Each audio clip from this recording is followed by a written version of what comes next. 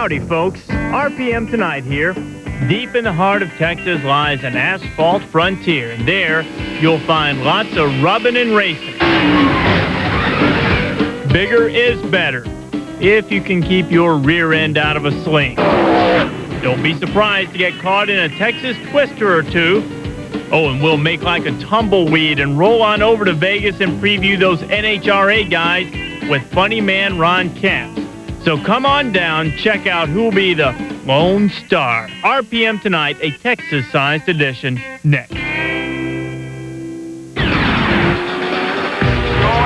this time 5, going green, this time 5. Bring them down.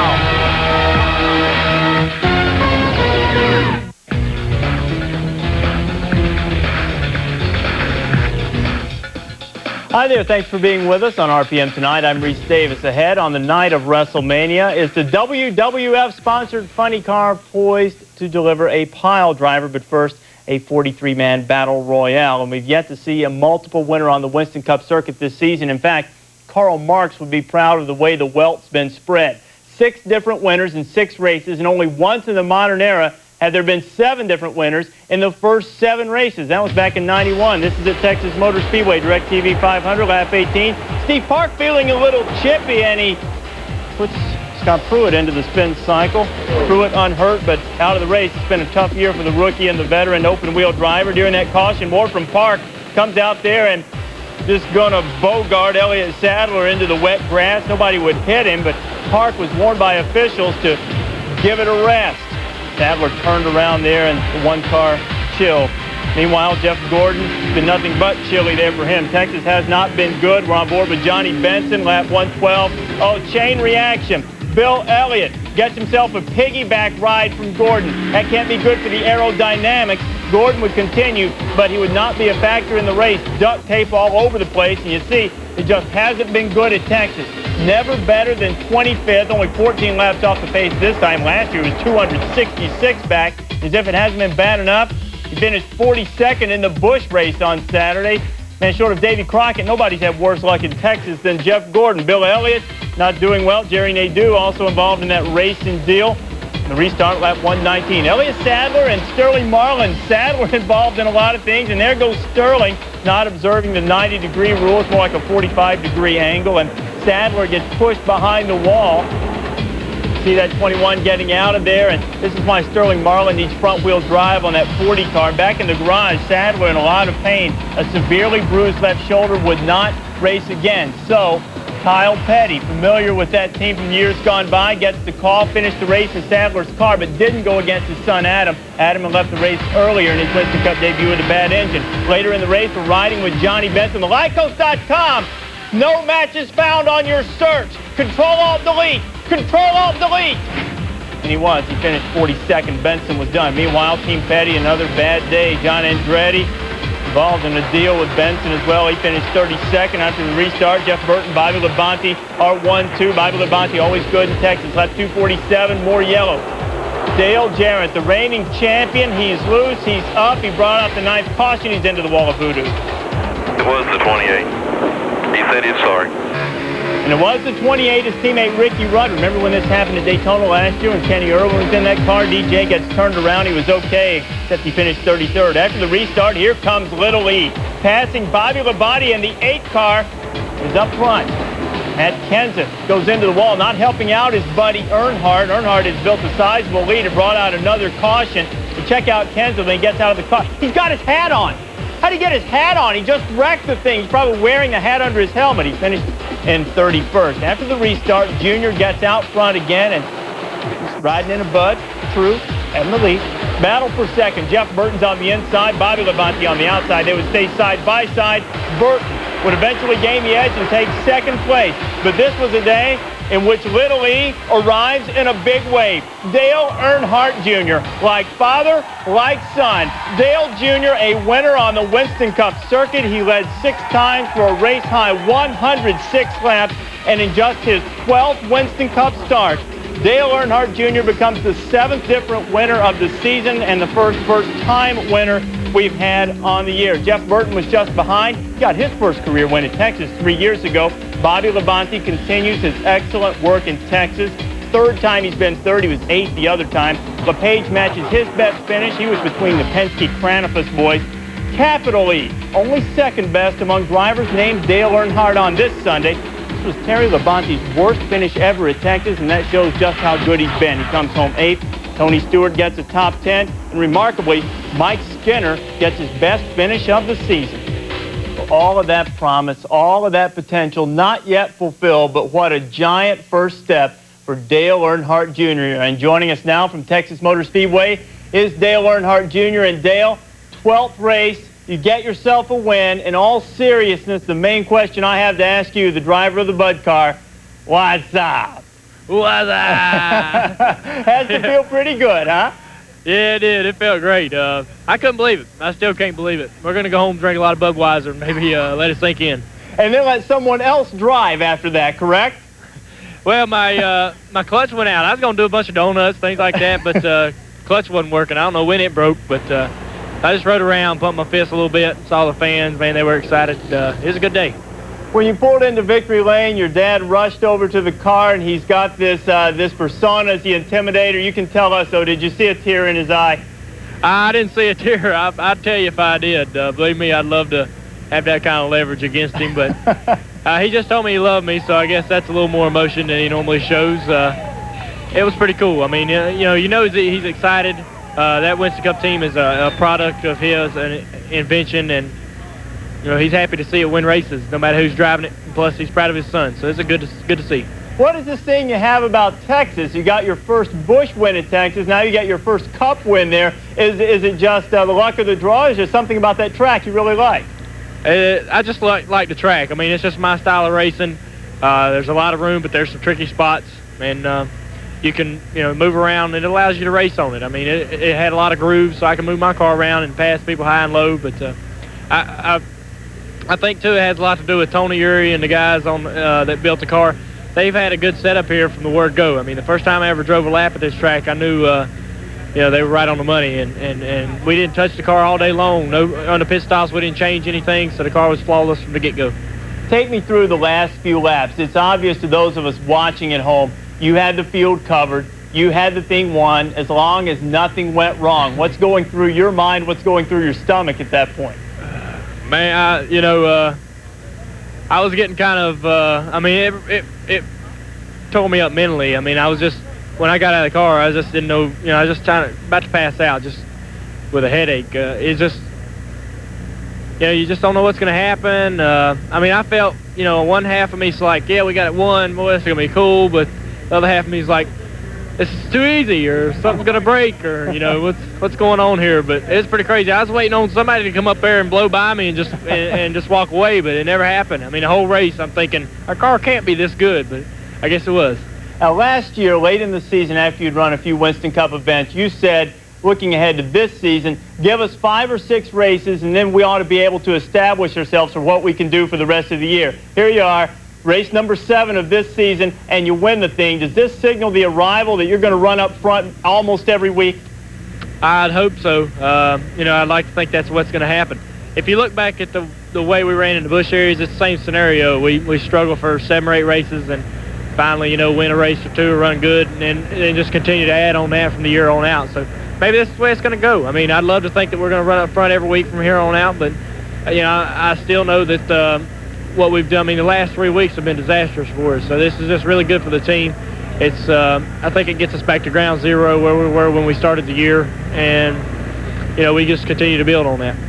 You won your first race quicker than your dad did. Only took you 12 races, took him 16, so you're way better than him at this point, right? Way better, yeah, I guess so.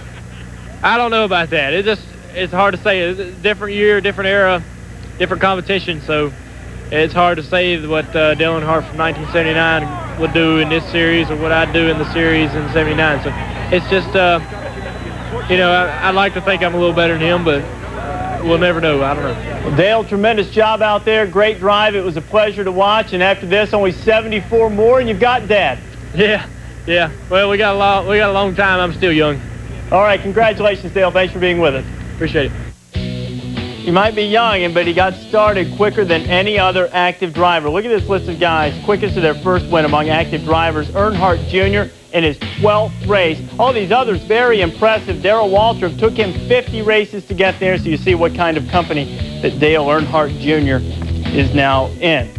Well, the fact that Little Lee got his first win quicker than any active driver is really the type of distinction that has been all but predicted. But the potential flip side is always evident. Ward Burton, for instance, waited nearly 5 years between his first and second wins. Matt Yoakum now lends perspective to what the first win means to a prodigy of whom greatness isn't just hoped for, but expected. Another Earnhardt in victory lane. It was only a matter of time. I tell you, he's something else. He's talking about coming to Texas and winning his first Cup race. He won his first Busch race here. We knew the kid could do it. I'm happy for him. That's 6 different winners now this year. That's a cool deal, you know. We're competing on the track for the beer brands, but I'm not really competing against him. He was a good kid, and he drove his heart out. Do you think Junior would win this early in his rookie season? It didn't surprise me none. Dale Earnhardt Jr. started in the top 12 of every race this season, putting himself in a position to finish well. But the yellow stripe is on first-year drivers' cars for a reason. Inexperience and aggressive driving resulted in 2 straight 35th or lower finishes for Dale Jr. One of the biggest lessons a rookie can learn is patience. That shows you a young guy with not a young crew chief, but a new crew chief come in with some fresh ideas that worked in the Busch Series, and some of that stuff's working over here. I thought it would have been before this, so, I mean, I think he's right on schedule right now, and I don't think that's the only one he'll get this year. Well, it's pretty awesome. I'll tell you what, it's hard to win these Winston Cup races, and, you know, he didn't back into it. They ran good all day, and they earned it, and they deserved it, and congratulations to them. For the first time in NASCAR's modern history, rookies have won in consecutive years. Tony Stewart rewrote the record books last year, winning 3 races. And with the heralded rookie crop in 2000, the question wasn't if it would happen, but when. Anytime you can build something from the ground up, it means more and more to you. But, I mean, just we've been through so much together. I mean, people they listen to on the radio, they think you're fighting another, but we're just like 2 brothers. I think that he, you know, you've seen the last couple weeks his inexperience. You saw today the ability that he does have. It's just put him in the right position at the right time, and he can get it done. Dale Earnhardt Jr.'s first Winston Cup victory came 21 years plus 1 day after his father scored his first back in '79. The victory also marks the first time a father-son combo won in the same season since Bobby and Davey Allison back in 1988. In Fort Worth, Texas, I'm Matt Yoakum, ESPN. Okay, Matt, thanks a lot. Well, the excitement of Earnhardt's win overshadows a pretty ugly race from a sheet metal damage standpoint. 12 cautions, the most in 52 races. Now, as we've told you, literally the 7th different winner in the first 7 races. But get this, there have never been 8 different winners in the first 8 races. We'll see if we can have history next week in Martinsville. And Bobby Labonte has that show position all locked up at Texas for the 3rd time in 4 starts. He comes home 3rd.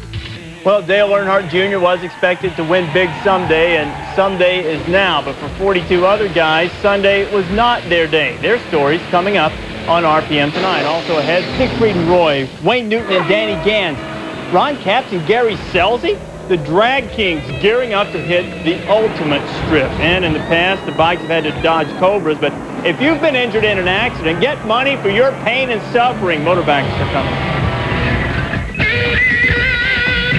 Bobby, didn't Tony say not to touch his Chef Boyardee? Yeah, but he eats it all the time, and he had a great season. Yeah, but so did you. So just think how good I'll be if I eat it. Besides, he won't miss any. Hey, Tony. Chef Boyardee, real food, real fast.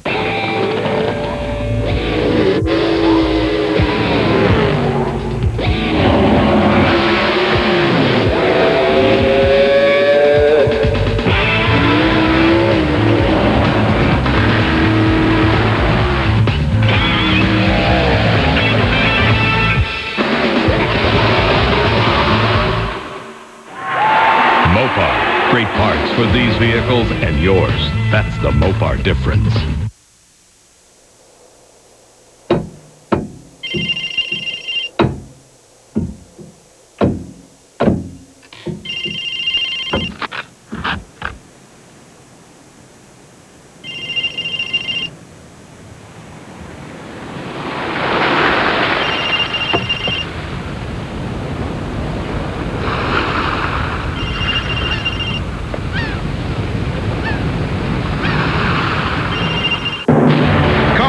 Rangers.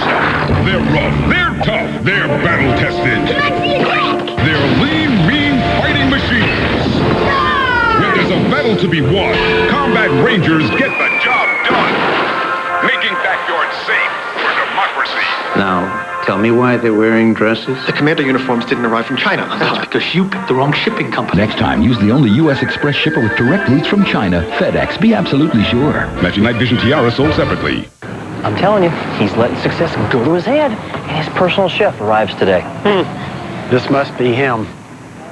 Hey, guys, my Chef Boyardee finally got here. He's gonna be just fine. Chef Boyardee, real food, real fast.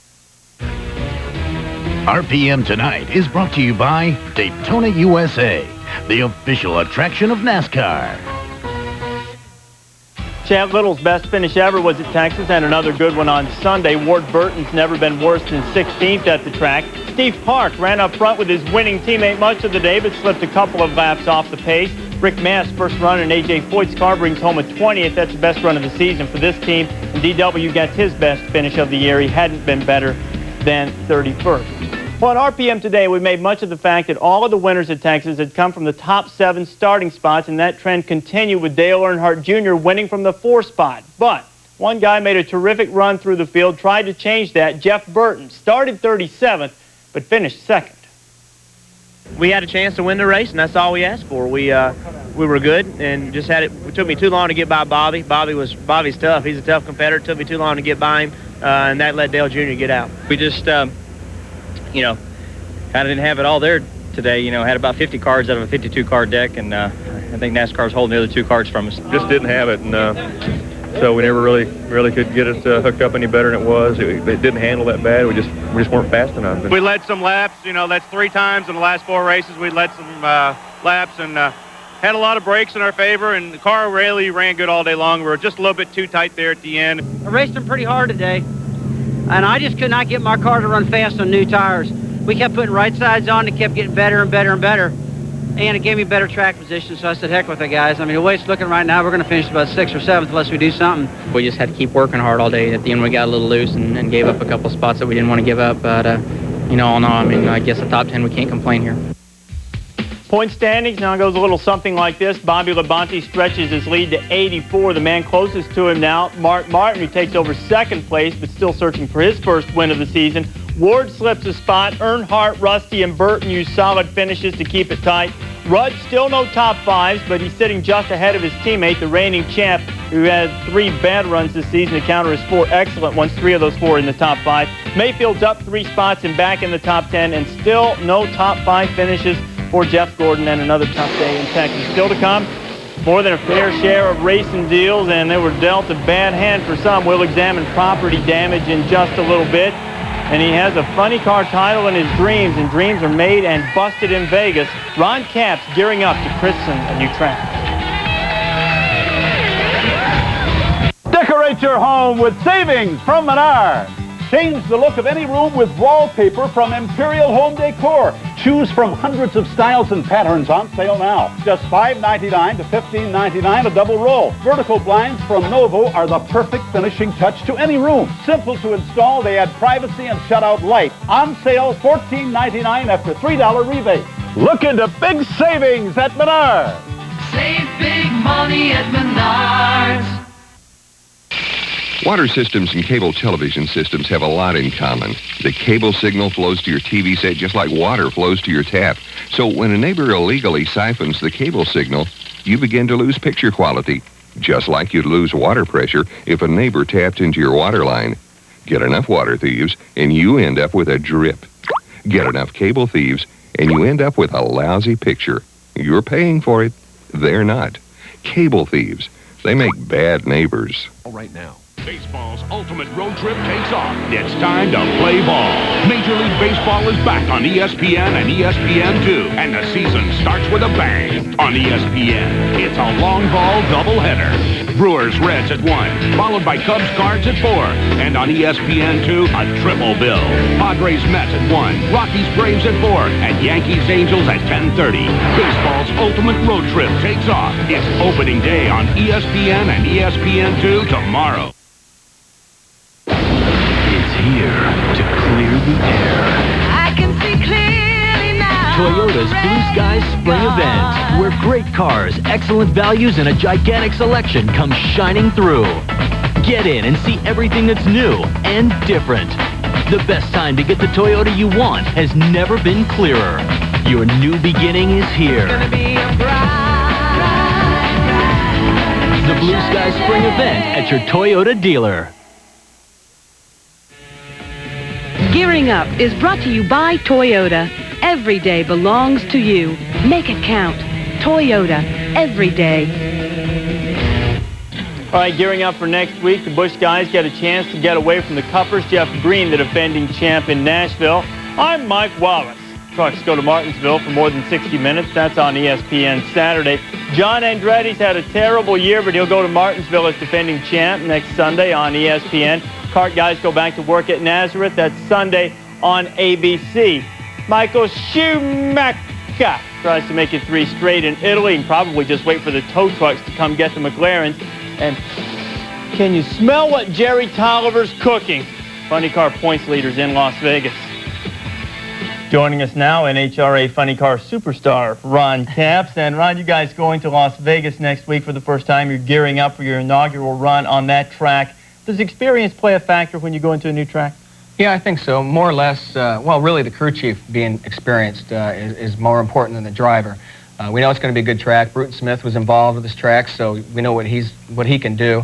And you know, you go there, it's like going to Bristol last year or Chicago a couple years ago. It's a brand new facility. There's not much rubber down on there, and I got a very experienced crew chief in Ace McCall. So, you know, it's going to be a kind of just throw the dice, so to speak. How long does it take you to get comfortable with it once you make a couple of runs on it?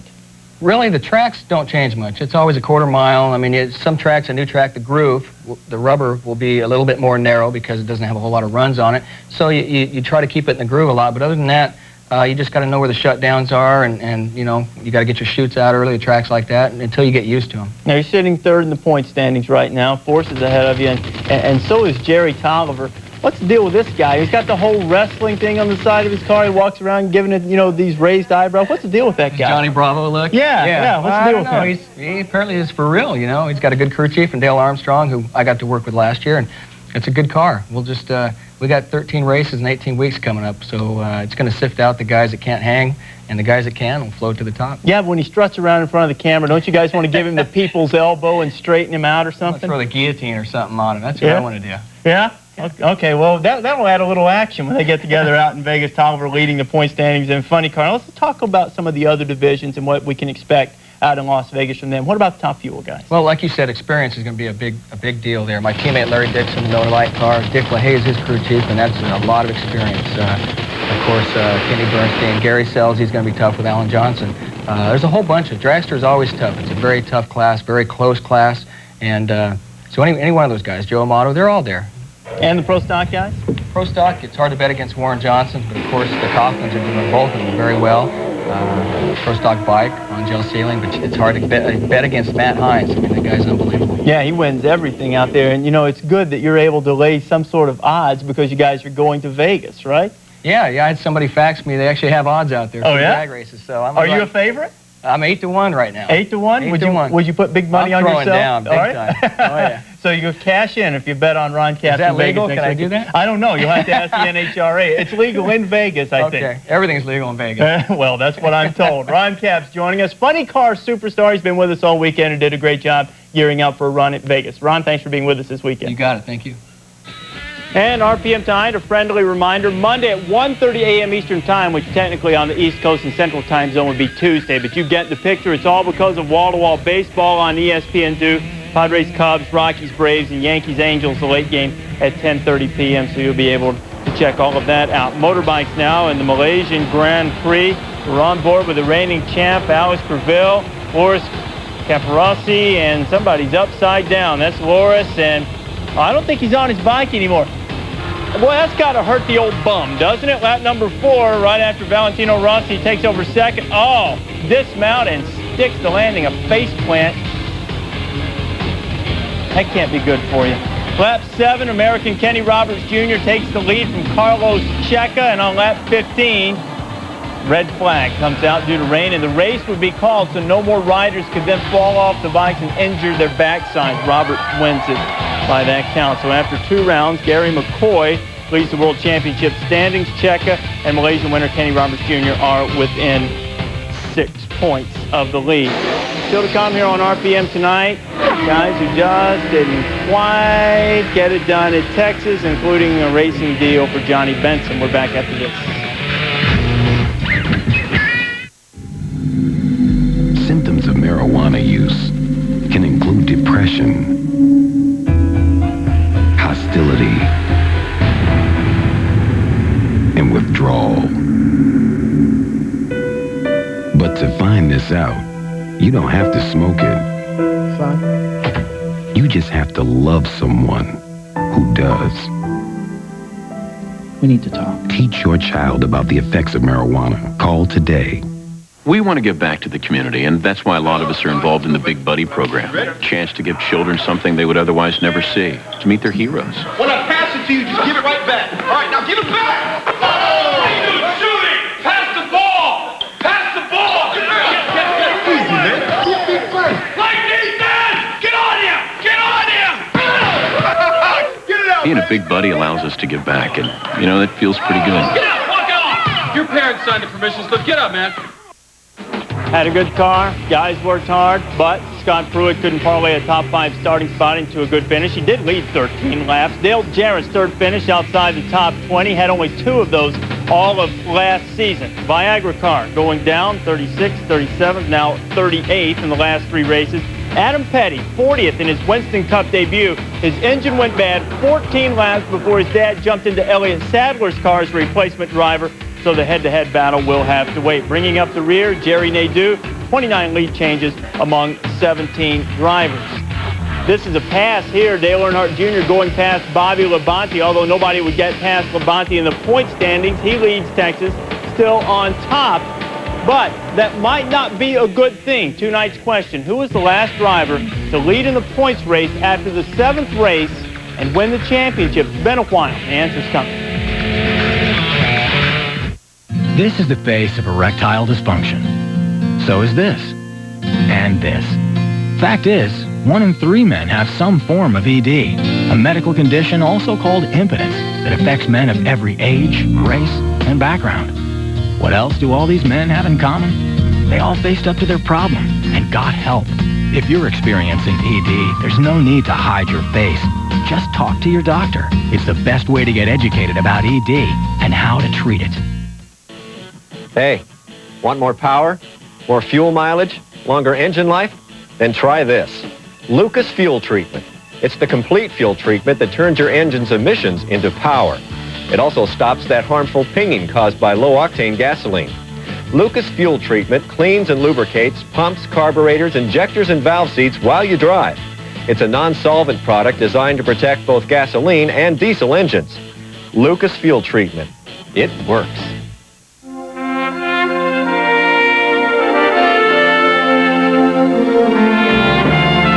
Have hands-on brewmasters working with the finest ingredients.